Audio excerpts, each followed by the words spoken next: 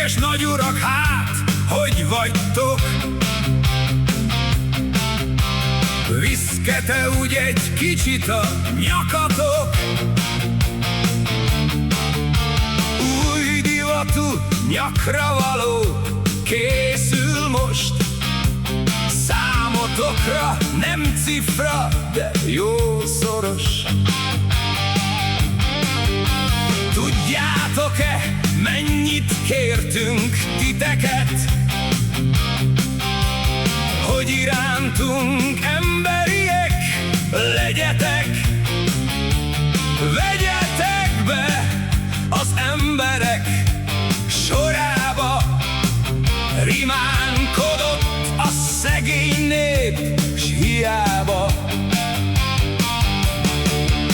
Állatoknak tartottátok a népet, hát ha most, mint állat fizet ti néktek.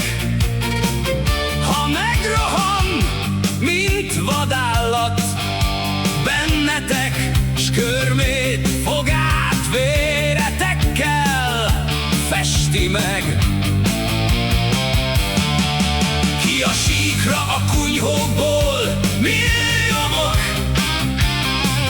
kaszát, ásót, vasvillákat fogjatok. Az alkalom maga magát kínálja, ütött a nagy bosszúállás órája. 1000 évig híztak rajtunk az urak, most rajtok a mi kutyáink hízzanak. Vasvillára velök, aztán szemétre ott tegyék a kutyák őket ebédre.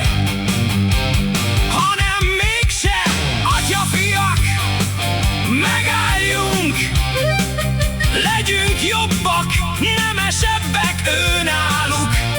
Isten után legszentebb a nép neve, feleljünk meg becsülettel nékie.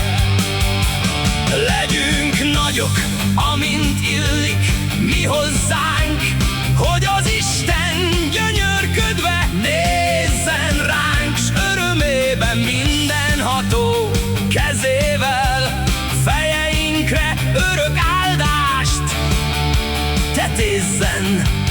Felejtsük az 1000 éves kínokat, ha az Úr most testvérének befogad, ha elveti kevésségét címerit, s teljes egyenlőségünkkel ismeri. Nemes urak, ha akartok, jöjjetek, itt a kezünk, nyújtsátok ki kezetek. Legyünk szemei mindnyájan egy láncnak, szüksége van mindnyájunkra.